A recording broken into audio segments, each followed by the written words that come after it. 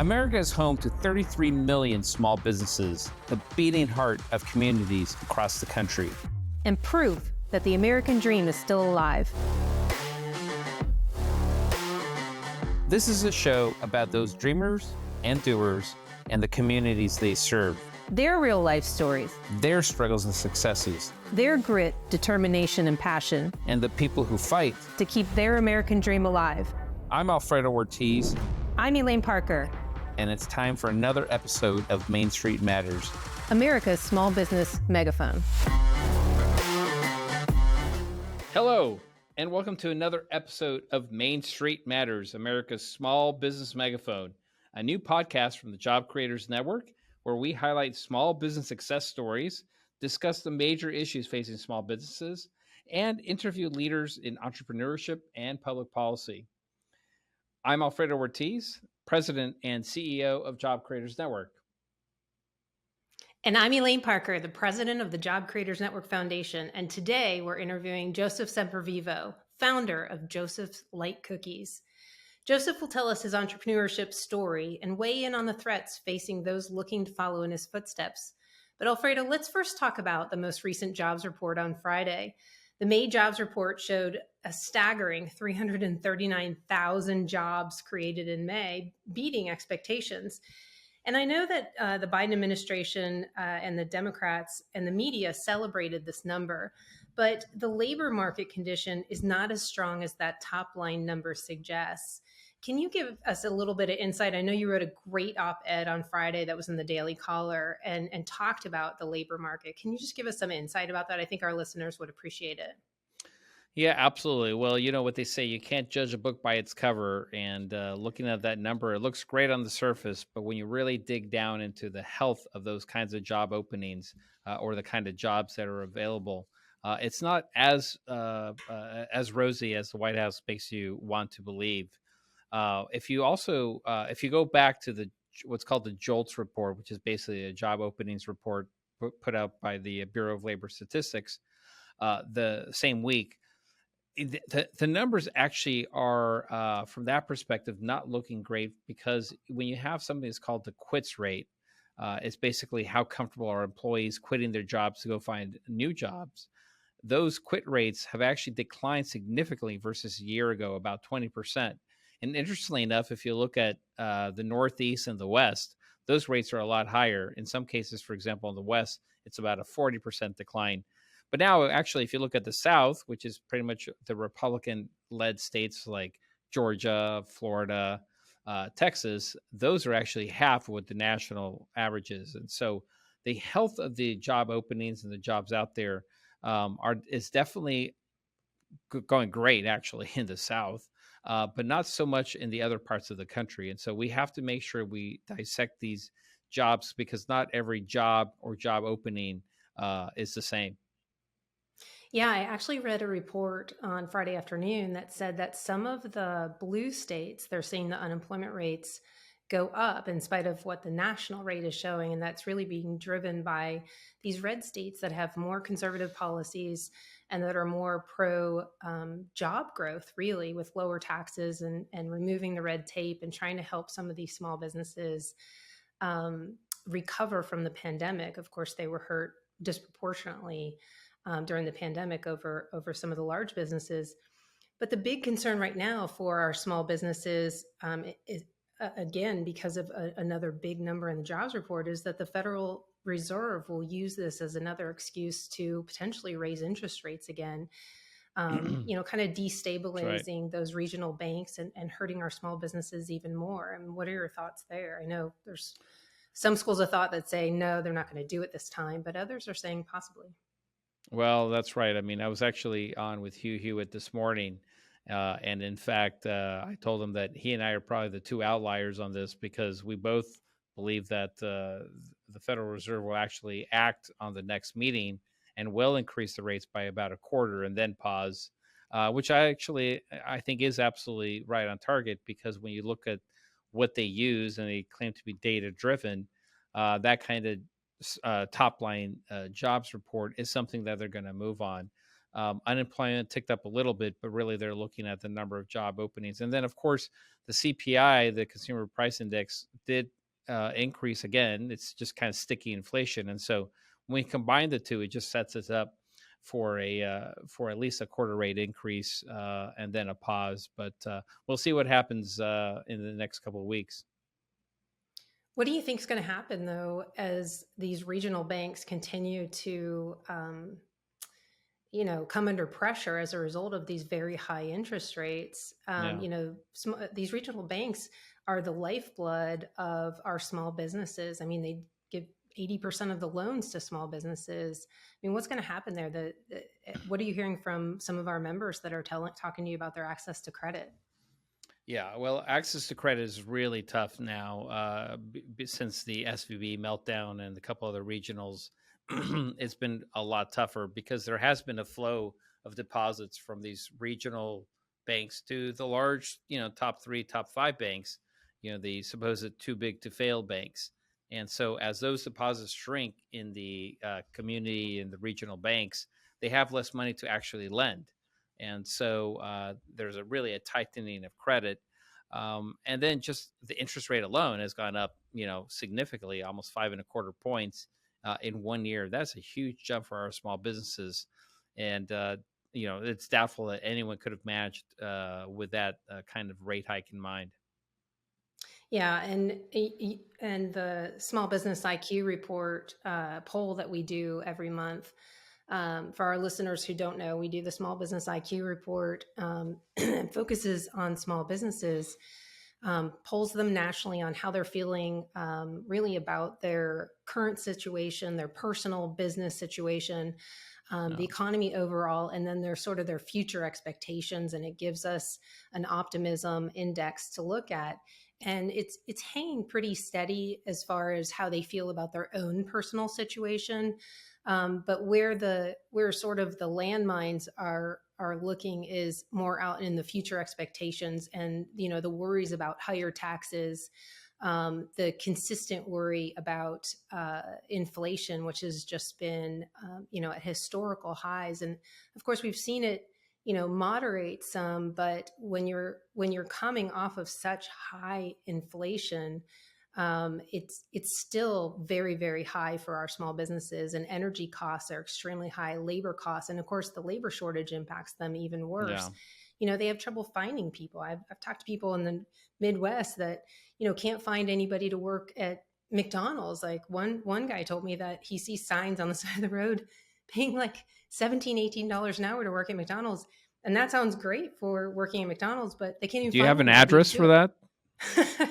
Exactly. I mean, the wages are being driven up naturally because of the labor shortage, but we still can't get people to come back to work and come back into the workforce. I mean, we don't have the pre-pandemic labor force participation rate back yet, and people are sitting on the sidelines. How do we get people back involved in the workforce and want to come back to work? And frankly, how do they afford to not be in the workforce? Well, I'll tell you how they're affording it is that credit card usage and defaults are almost at record highs, while savings rates are almost at record lows. During the pandemic, credit card rates usage was probably at the lowest levels, and yet savings rates that were at about 30%. Now they're at about 3%. And so what's happening is that I think the American public got used to the drug called COVID money, and they're finding it hard to pull back. And so the way they're continuing their spending habits is through credit and depleting savings accounts. And so now that the COVID money is gone, now that the savings accounts are gone, and credit cards are basically maxing out, I anticipate that we're going to see a rough third quarter and fourth quarter, and actually further the potential for a deeper recession than most people are calling. And so, from that perspective, it definitely obviously doesn't bode well too for jobs, which is what we were talking about at the opening here. But in addition to that, when we look at the actual impact that we're going to have overall with the interest rates, the Federal Reserve can only do so much now. Let's say assume that they do take this quarter rate increase, that's about as much as they'll be able to do with the tools that they have. And so the sticky inflation that we're seeing, about 5% or so, is going to be persistent. And as the more it stays, I mean, remember over the past 2 years, Elaine, the total inflation, even though it's been slowing down from year over year, from the past 2 years, I should say, it's still up 15% on average. And so that's pretty significant. And I don't know about you, but when I go to the grocery store, it's pretty darn apparent. I walk in and I walk out with 3 bags, and it's $60 for groceries. I'm not shopping at Whole Foods. I'm shopping at Kroger. And if you even look down the aisles, there's not many more buy one, get one frees, because the manufacturers are finding it harder and harder to actually make the targeted profit margins that they're looking at. And so, and you put that as the backdrop for what Biden keeps proposing, which is yet even higher taxes. He just has no clue about how to run the economy. Now it's time for our interview with Joseph Semprevivo. Joseph is an American business executive who founded Joseph's Light Cookies, an international food company. He's also the author of Madness, Miracles, Millions, the story of his family's success. Joseph received a bachelor's of business administration from New Mexico State University, as well as a master's of science in international real estate from Florida International University. Joseph, thanks for joining us. Joseph, thank you very much for being on the show. You've been such a friend to the organization and to me personally. It's so great to just see your constant success, and we are excited, because this is the first time, frankly, that there is now a national platform that small businesses can use as a megaphone to talk about their issues and concerns, and quite frankly, celebrate their successes like yours. But you've been around the block on these types of organizations. First of all, tell us, you've been involved with Job Creators Network. Why are you staying involved, and what do you see as the main difference that we can bring as we bring these stories and issues out for the American public to hear? Well, well, fantastic question. The biggest challenge has always been for a small business owner. We're on our own little island. We feel like our Yeah. problems are very unique to ourselves, and we don't have an opportunity to reach out that often because of lack of time, because we're too busy running a business. We don't have time to chat with other small business owners. Once I got involved with Job Creators Network, I realized that I was no longer on an island. I mean, there are millions and millions of small business owners, 31 million of them all across the United States, that once connected with Job Creators Network can realize that they're not on an island, that they're living No. the same issues and challenges that everybody else is. And what Job Creators Network really brought to light to me is they weren't afraid to voice the issues that small business owners were having from a day-to-day standpoint. A lot of organizations are afraid. They go in their corner. They want the donations. They want the financial contributions. But when it comes to fighting for small business owners, they just don't do it. They're afraid of being ostracized or boycotted or whatever. Yeah. JCN does the opposite. Job Creators Network jumps out there, gets that message out at all costs, and they don't care about the repercussions. They just care about telling the truth. Yeah. Yeah. Well, thank you, Joseph, for that. And it's true. I mean, we just have to do this because, frankly, there isn't anybody else really going out there and saying this, especially when it comes to small business. Large businesses have always been able to get their more than lions fair lion's share of the news. But when you think about it from an employment standpoint, even 2/3 of new job growth is in the hands of small businesses. And so it's extremely important. Like you said, 30 plus million small business owners employing 60 million some odd people. So you have 90 million plus people that are dependent on success or failure of small business. And so at Job Careers Network, we always say small business is too big to fail. And so we have to keep it going. And with folks like you and your support, I know that we're going to get far. Now you're on the foundation side and our president, and thank you for that leadership. They continue to serve. But tell us about your fantastic story, because I remember the first time I met you, you were talking about it, and I was just mesmerized by the story. It dips into a little bit of your family and life story. So if you don't mind, would you kind of walk us through what kind of got you to this point? Sure. I mean, at 11 years old, I was always in a family environment where it was surrounded by business. So mom and dad owned a restaurant when I was 11, little 11 and a half years old. A manager stole everything from my mom and dad's business on Mm, their very first vacation in 30 years. I was, 11 and a half. We went away for 7 days to SeaWorld in California, came back to an empty restaurant. wow. Literally, tables were stolen. The manager took everything, all deposits. Manager Wow. kept.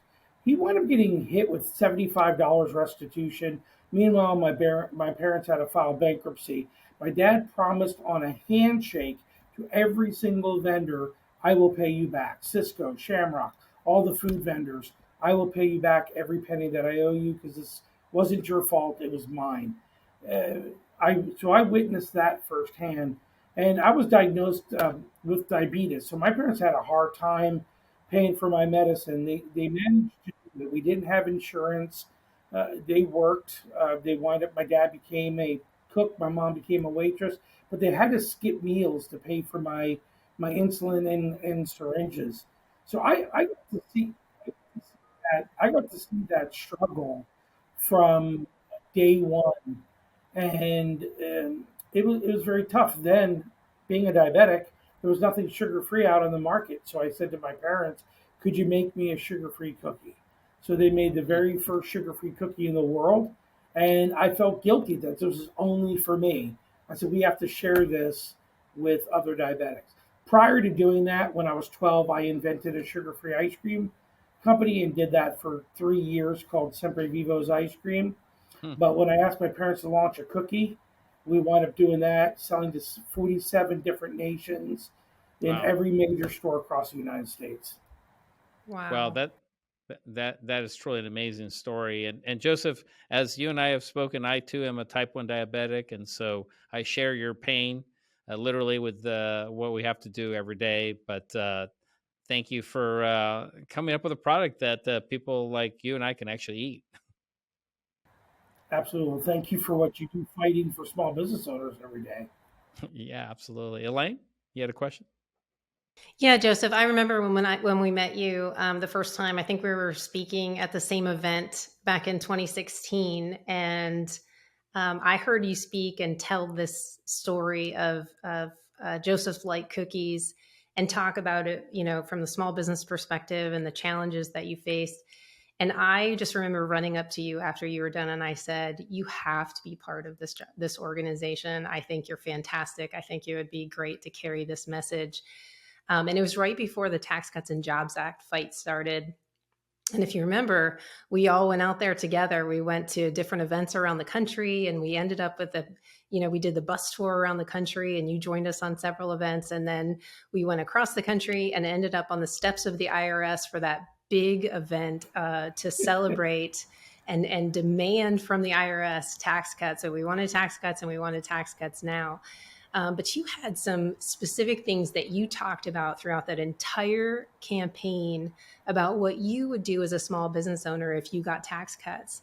And you never stopped with that message. And I just wonder if you can kind of talk about some of those things that you did with the tax cuts and what it did for your, not just your business, but your employees, your family of employees that you always talk about. Yes, I remember how excited I was when we met and we got to talk, and our visions were completely aligned. And then talking about, doing this campaign, and I'll never forget the amount of signatures that you and Alfredo brought in to give to the Speaker of the House. People saying we need tax cuts and we need them now, and the boxes were stacked up above Paul Ryan's head, surrounding him, and surrounding all of us. It was that many boxes, and it really drove home the message how small business owners need that free cash, and that's what tax cuts ultimately end up doing. They free up the money and they give it back to the hands of the business owner. So, running my company, I always believed in giving back to the team members, because every time I spoke to my team, I would always tell them, without you, I wouldn't have a job, and without me, you wouldn't have a job. So really, it's a partnership. And then this silent partner entered the picture called the Internal Revenue Service, and they just sucked all the money out of the company. You start running a company thinking about how can I save taxes rather than thinking about how can I add jobs. And Yeah. one of the things when we looked at the tax cuts of 2017, what it ultimately did is it freed up money for me. I went and I gave raises to Linda and Mike and my team members in the company, and they were so elated. Mike ran out and bought a car. He had a really old beat up vehicle, newborn baby. His wife's from Jamaica, and they were driving this beat up car, and she's never had a brand new car before.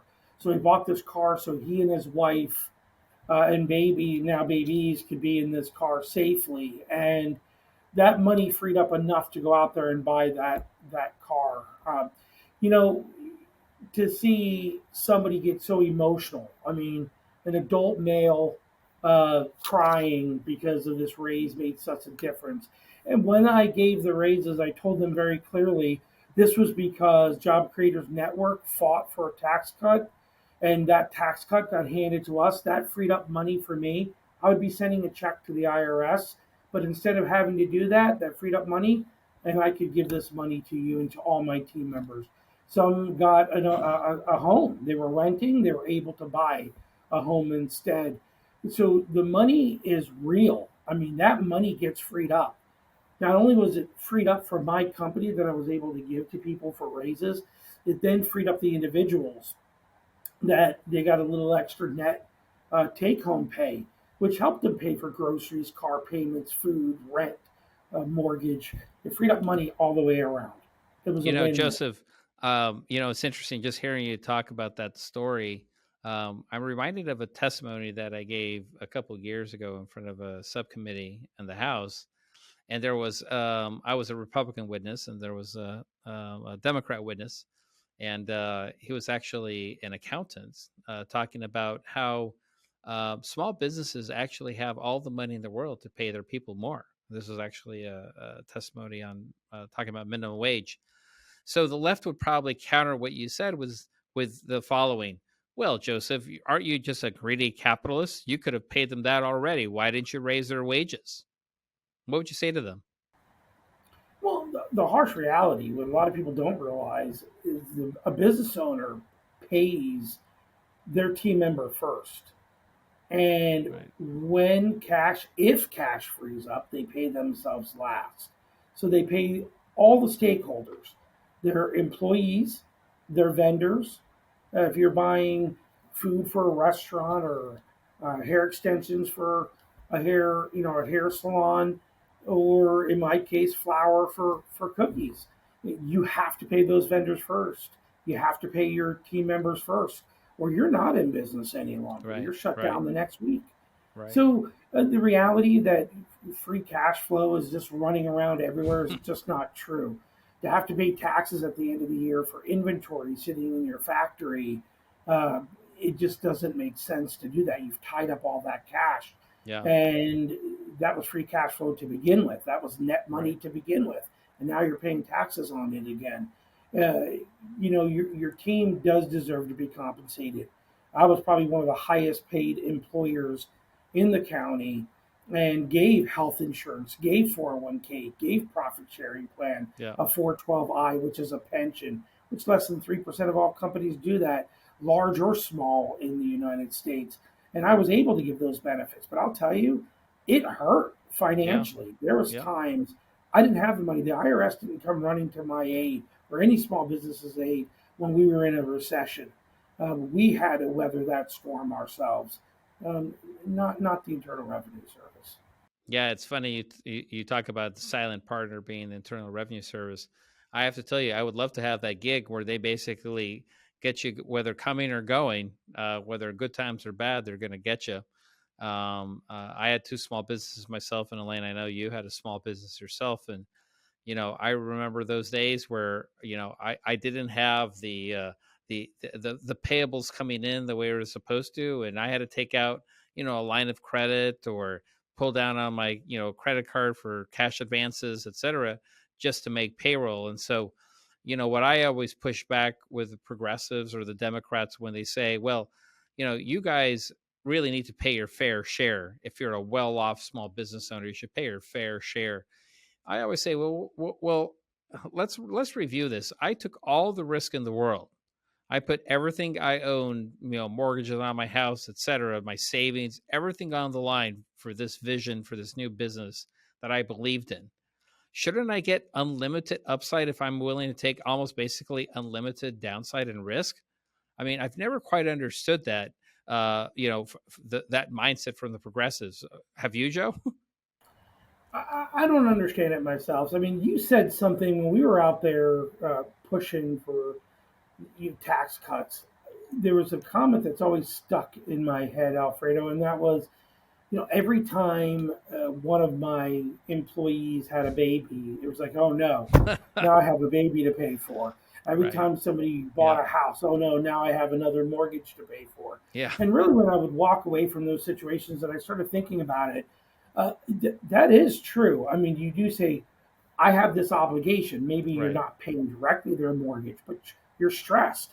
Yeah. You actually take on the stress because a small business owner views their employees not as a number, but a family member, an Yeah. extension to their family. So when they buy a home, when they have a child, when they send a kid off to college, or when they buy a car, you take that as personal responsibility to be able to care for That's right. them, to make sure they have a job, to take that extra risk that you have to take. You have everything on the table. And in finance, I always say with risk is reward. The riskier Right. the investment, the greater return on your investment can be. But you can also lose it all. And Yeah. nobody else is risking anything but that entrepreneur, but that Right. small business owner. So I never could understand that, oh, we have all this cash, give more, give more. One thing that you know, to Elaine's question earlier, what we did with the money. Not only did we give raises, we also allocated money to research and development to launch new product lines, to Right. be able to bring in more capital down the road. More money meant more growth, which ultimately means more money and benefits to the team members. So Right. I've been always confused when they talk about small businesses. And, Yeah. and this is really, I think the reason is they don't understand what a small business owner is. When Yeah, they they don't. drive down the road and they see a McDonald's, they say, oh, that's a gigantic corporation. They don't know that there's a franchise owner that may own only one restaurant, one McDonald's, that's responsible for 56 employees, all the food costs, corporate mandates for them to comply with McDonald's franchise rules. They have a lot on their plate. Then they have to Yeah. deal with, OSHA, uh, tax and rev, IRS, a host of every single governing body out there, the local municipalities, counties, and states, depending on what state they're in. So it's a gigantic burden to small business owners. Yeah, well, Elaine, I know that that's something that the foundation spends a lot of time doing, trying to educate the American public on how policies actually impact them and implement them. You want to talk about that, and maybe even an example? Remember when we worked with some Burger King franchisees on that test? Why don't you talk to that if you don't mind? Yeah, we I remember that we worked with a group of Burger King franchisees, and some of them owned multiple franchisees. I think one of them owned like 33 of them, so a lot of employees there. And he was out in Seattle and surrounding Seattle, and some of them only owned one. So they are small business owners and they are struggling. And I can remember we were trying to help them actually educate their employees about different types of policies and how it impacted the business. And I was talking to the guy who owned the 33 franchisees in Seattle, and he was being visited by the Fight for 15 group at the time. They were pushing for the $15 an hour minimum wage. And they had recruited two of his employees to be, part of the gang, if you will. And he said he brought those two employees in the back office and he said, I opened my books. I showed them everything. And he said, I showed them why a $15 an hour minimum wage doesn't work. And he said, and you know what? I turned them. He said, so absolutely believe in talking to your employees and helping them understand that they have a stake in the success of the business, and how they can have a stake in the success of the business. And he said, but it took having those conversations with them. It was a fantastic Yeah. example of how small business owners can really make a difference with their employees by educating them and helping them understand how they really do have a stake in everything. Well, remember, Elaine, we did a survey too with them, with some of the cashiers, where we asked them how much of that dollar that you take in do you actually think the owner of this Burger King actually, takes home as from that dollar, and it was somewhere between 55 and 60 cents out of every dollar. And Joseph, you know this business well enough. Can you imagine if, as a restaurant, you're bringing in 55% net profit? It would be pretty crazy. You're lucky if it's 5 cents. And so, educating that, when we told the cashiers that it's actually about 3 to 5 cents, I mean, their eyes, went wide open because they can't even believe. They're like, well, how does he live then? I mean, he's making less than we are on an hourly basis. And so, and many times that is the case. I mean, like I said, I went probably my entire first year without paying myself a dime in salary, while I was paying two people full-time salaries. Absolutely. I personally know a Burger King franchise owner, four stores, four Burger Kings back in the Northeast, and his total pay for the year is $42,000. That's it. Wow. No health insurance, no benefits to himself. He gets that little bit of money of running four franchises. Wow. And all the headache. He's exhausted. Yeah. Yeah. I imagine.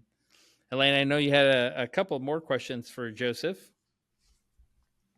Yeah, Joseph, I was just wondering if you can kind of give us some insight, having worn so many hats, small business owner, real estate agent. You've got like a big perspective on things, but give us some perspective about sort of the headwinds facing small businesses as they've come out of this pandemic. I mean, they were deemed non-essential, you know. And I think Joseph, you're actually a real estate broker. Is that correct? Right, throughout the whole Okay. state of Florida. Okay. Great. Yeah, yeah. Oh, did I say agent? I meant broker. Sorry about that, Yes. Yeah. Joseph. It I varies know from you wear a state to ton of state. hats. But small businesses were deemed not essential during the pandemic, and many of them were shut down. And I'm curious how you think, what headwinds are facing small businesses now that are still trying to recover from the pandemic and having been shut down. Well, one of the biggest concerns, I mean, from a policy standpoint, there's nothing but uncertainty in a small business's mind because everything is focused on large corporations. And that's because they get big bucks from large corporations for political donations. And it's an ego thing of walking around with the CEO of a large corporation versus a little mom and pop owner. That's not the way we look at things. That's the way other people look at it, unfortunately. Small business owners often get neglected, but one thing that is never neglected are regulations and taxes. That's always thrown in the face of small business owners. The from a headwind standpoint, they have to worry about a recession. We all have to worry about a recession right now. Economic policy, high interest rates. We have interest rate risk. We have geopolitical risk. We don't know if there's going to be international conflict between Japan and North Korea, and it goes on and on and on, and that creates uncertainty. So when you have promises of wiping out individuals' debt just at a snap of a finger, and yet talking about raising taxes on small business owners, it just doesn't make any sense. It just seems like a very biased system. And yet we don't understand where the jobs are coming from. We don't understand who's driving the economy. And it's clearly, I mean, any real economist, any financier, anyone that understands the markets will tell you it's purely from the small business owners. They employ people, 60 million, and those individuals go out and spend. and live in our country and drive both large and other small businesses into prosperity. So we need that. We have to avoid these uncertain times. That we're talking possible fourth quarter recession. Uh, what that does is causes contraction. Small business owners start to pull back and say, and individuals that are consuming says maybe I shouldn't spend as much money right now. Maybe I should hold off. Maybe I should keep Yeah. that little extra $300 in my bank account to see if this recession does happen. Maybe I won't have a job. Maybe I won't have a business by the time December comes around. So I think the best thing that could happen is a laid out, very clear plan. We are going to reduce taxes. We're going to make our tax cuts of 2017. We're going to make that permanent. We're going to reduce the regulation on small business owners. If you have less than 50 employees, this is what we're going to offer. You're less than 500. Come up with a number and reduce regulation on those employers, those small business owners, because they need to go to bed at night and stop stressing about where they're going to come up with the money and what other coffer they're going to have to rob. Move it from this silo to that. Future raises. I got to raid that account. I can't give future raises because now I have to pay my tax bill. So I think we're going to have a huge hit if this tax bill that passed in 2017 sunsets, and small business owners and individuals and corporations alike have to pay higher tax rates. It is not going to be pretty for this economy. It's going to be devastational financially. Which is going to hurt future generations. I mean, from carrying the debt to paying higher taxes. And speaking of future generations, one hat that you wear that we haven't really talked about is that you are a professor at Indian River State College. And I used to live right near one of those campuses. What made you decide to start teaching? I think this is a great story too. You have such an interesting background. But what made you start teaching at a state college like this? And you're a professor of finance, real estate, and insurance. And you've shared some of the how you approach your classes with me, and I think you should share it on with us today, and our listeners, because I think it's just a great approach. Everything is realistic. I want to insert reality into a classroom and not just a textbook written 3 to 5 years ago and from somebody that's never ran a business. And I really want to insert the hard pains of running the business and the challenges of running the business, but also the reward and the excitement and the passion that comes with it. In my classrooms, I always pose questions like I ask my students who wants a $15 an hour minimum wage and who wants a free education. So free education is something that's dear to my heart. So I always ask them who wants a free education. The hands go up, and my job in the classroom is never control someone's thought. It is a free space. You learn what you can learn, and you do it on your own terms. But nobody should ever force feed you what you're being taught in class. And so one of the things I bring up is this free education. And usually 75%, 80%, even 90% of the class hands go up. They want a free college education. I said, that's fantastic. So tell me why you want one. Why would you like a free college education? And they all talk about why they want them. It's great not to have debt when you graduate. I can get second and third degrees. I can get degrees that I'm interested in, that not that I'm forced to get. I was like, okay, that's great. Why are you here? Why are you sitting in this classroom now? Well, because I need a job. But why are you in this class?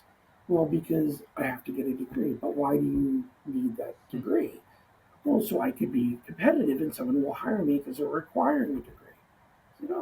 Well, why can't you just fall back on your high school diploma? Well, because everybody has one. And then all of a sudden, the students' eyes get big and they back up and they're like, oh my goodness, everybody has one. So I said, what does that mean? Well, and then they chime in. If everyone has a college education and it was free, then it would have the same value as a high school diploma. I don't want that. can I rescind my vote? I don't want a free college education. And it's amazing when individuals, my students are super smart and they arrive at things really fast on their own, and it's pretty impressive. But some of the things that I've learned from them in the classroom is just how they look at things from a common sense standpoint, and a lot of people don't. How it directly affects them, and that's a huge thing. So many times in life, even messages that businesses are hearing in the media is just it's so abstract. Nobody really understands it. Nobody understands inflation except for when they go to a gas pump and they see you tell them, oh, the cost from a dollar, $1.95 to $4 was inflation. Oh wow, I hate inflation. It's a it's a little boogeyman under the bed. I don't want inflation. When they go out to the grocery store to buy a gallon of milk and it went from $3 to $4, oh, that's inflation. Even though that's xed out of inflation, food and gas, uh, pretty big expenditures, that's removed. People aren't buying dishwashers and refrigerators on a daily basis, and that's a huge part of inflation. People don't see that every day. But when you put it in plain, simple terms of food and gas, they get it, and they know it, and they know that term and what inflation is and how bad it is. Well, Joseph, as you know, Job Creators Network actually sued the Biden administration and the Department of Education over that's $400 to $500 billion loan forgiveness plan. It's up in the Supreme Court right now. We might hear as early as this Thursday, hopefully, if not sometime this month. And I would imagine that probably your students would probably think that was a good thing, or am I mistaken? No, you know, Job Creators Network has brought into the classroom quite a bit with the examples, even with Major League Baseball Yeah. in Georgia. So even in Georgia with what you did and how that crushed small business owners, how they prepared, are very critical. Same thing with the free education. People are saying, look, if I go out there and I buy a car, are you going to forgive that loan 3 years from now? Right. And oh, I bought a bad car and it broke down. Uh, you're gonna pay me back because it was a bad car. Some people are choosing degrees that they're fully unemployable when they graduate, and they're putting 50, 60, $100,000 in debt for these degrees, and they can't Yeah. get a job. Right. Why are those degrees even available? It just doesn't make sense. That's a bad call in a Yeah. situation. You want to take a class for an elective like that with that subject matter? That's fantastic. Do it. It's your passion. But get your degree that can turn out an income when you graduate. But if people know it's going to be free, you're just going to be filling up classrooms for just kids taking classes to take classes. Well, a lot of conservatives talk about it not being fair, right, for people who decided not to go to college and stuff like that. But setting the fairness thing aside, and you sort of mentioned this, and you sort of touched on this point. It's actually the colleges that have, I think, a responsibility for the $1.8 trillion of debt that students are actually in on, because they're allowing these students to basically take on the debt, to take on certain degrees that they pretty much know will never have a chance to get a job that pays back or pays enough to pay back that loan. And so, one of the things that we are championing is really making and holding these colleges accountable for, quite frankly, the mess that we're in right now. And so, we want to go back to the colleges and universities and say, wait a minute, you guys are sitting on $700 billion of endowment funds. Why aren't you using that to offset some of this? Why should it be on the shoulders of taxpayers if you guys created the problem? In many cases, these colleges are running at double or triple the rate of inflation year over year over year. And it's just not right that they can do that. And then American taxpayers are left holding the tab. And so, we're trying to push that and make sure that there are things in place. And we have a few great senators that have some bills that are floating around in Congress right now that are trying to put some, basically guardrails in place for our students. But I think about Senator Warren and Bernie Sanders and even President Biden. Why aren't they bringing in the CFPB, the Consumer what is it, Consumer Finance Protection Bureau, right? To have certain disclosures for these unassuming families and students that are taking on this debt, $50,000-$60,000 per year as 18-year-olds. We need to have a little bit more disclosure. We need to have kind of a reality check. And I think these colleges and universities just have to be held accountable. It's always easy to spend somebody else's money. Yeah, exactly. And with that, Joseph, thank you so much for taking the time to join us and